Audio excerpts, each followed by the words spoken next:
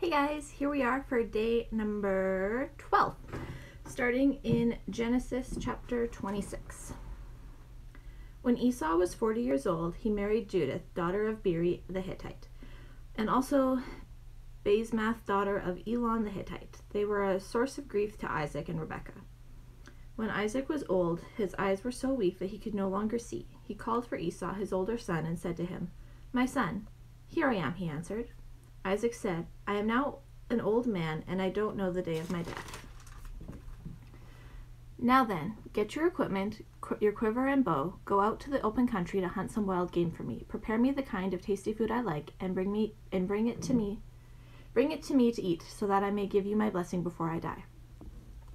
Now Rebekah was listening as Isaac spoke to his son Esau.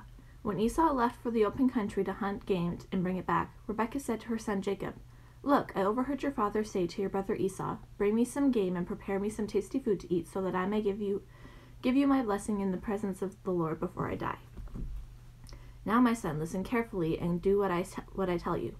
Go out to the flock and bring me 2 choice young goats, so I can prepare some tasty food for your father, just the way he likes it. Then take it to your father to eat, so that he may give you his blessing before he dies."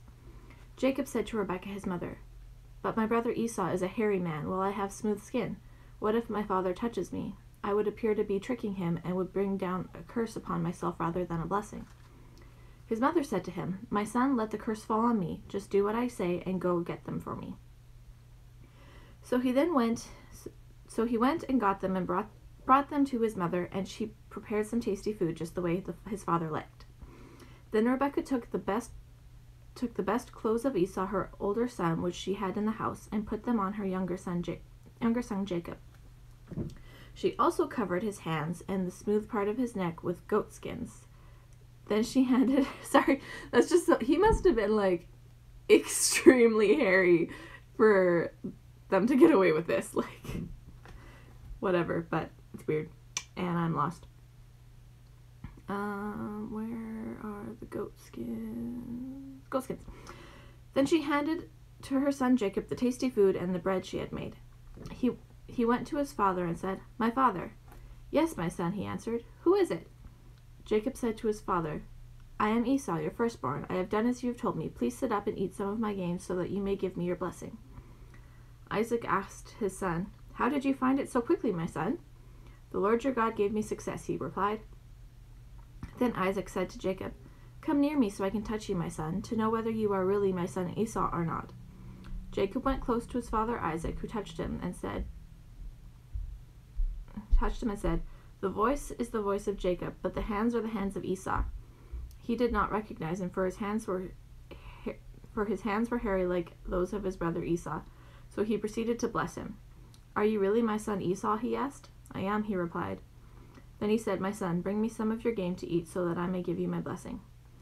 Like, I get it that he's like super old, but like if the voice and the touch aren't lining up, that's like super suspicious. Like at that point I'd be saying, "Oh yeah, then what did I like get you on your first birthday?" Like, or I don't know, but something that just seems like if something's suspicious, you don't just go along with it. You stop it and go, "No, I'm not sure about this." But then he'd probably call Rebekah in to like confirm it, and she would confirm it, and whatever. Anyway, Jacob, I forget if I said this already, but Jacob brought it to him, and he ate, and he brought some wine, and he drank.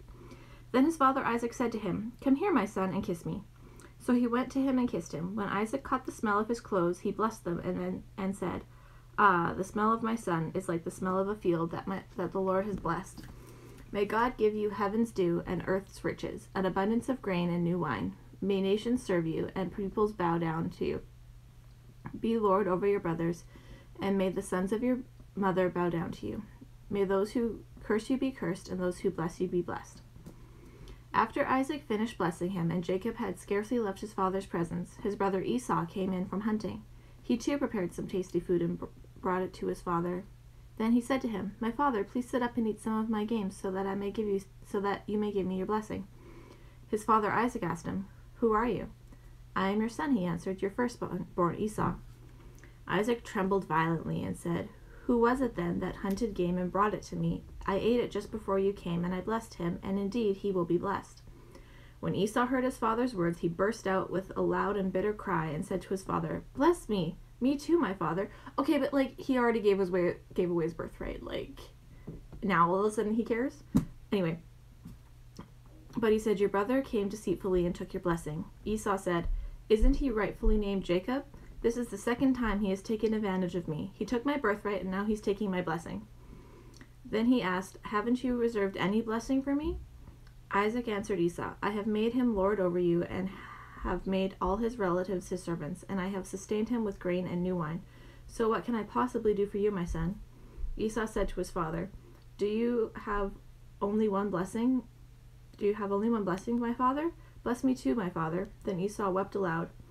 His father Isaac answered him, "Your dwelling will be away from the earth's riches, away from the dew of heavens above. You will live by the sword, and you will serve your brother. But when you grow restless, you will throw his yoke from off your neck." Esau held a grudge against Jacob, naturally, because of the blessing his father had given him. He said to himself, "The days of mourning for my father are near, then I will kill my brother Jacob."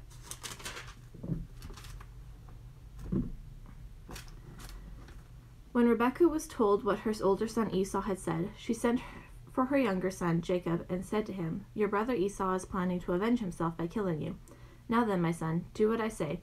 Flee at once to my brother Laban in Haran. Stay with him for a while until your brother's fury subsides.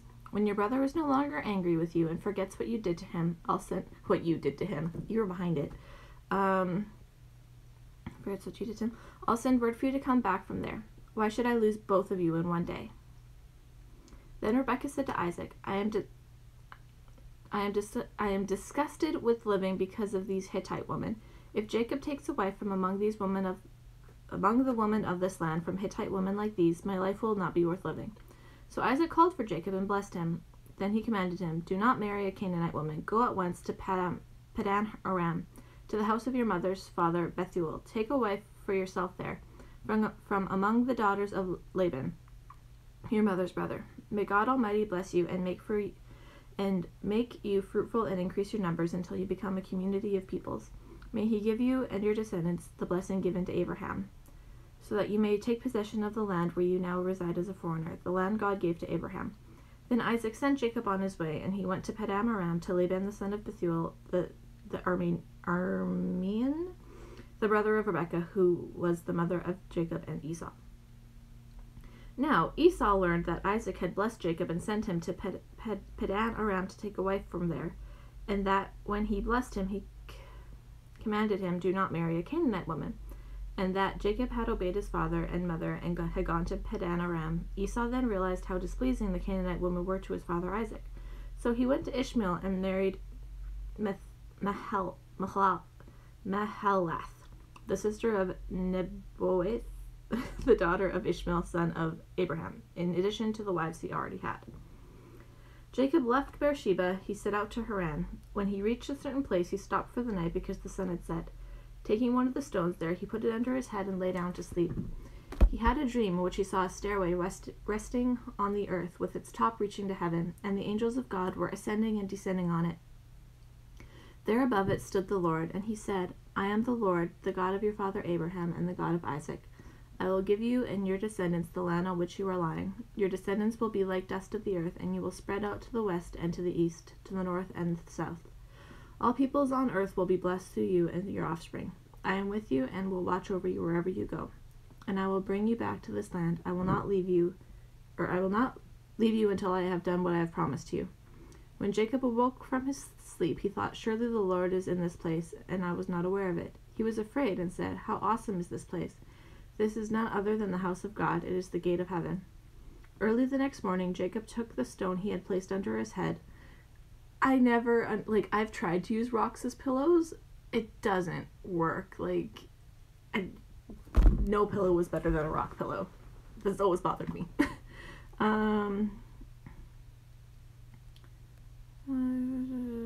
Stone he placed under his head and poured oil on top of it.